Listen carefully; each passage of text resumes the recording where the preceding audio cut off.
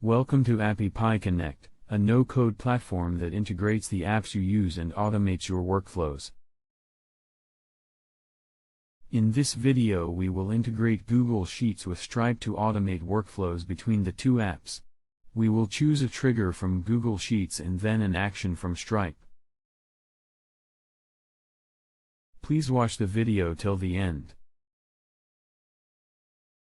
Start by selecting Google Sheets as your trigger app.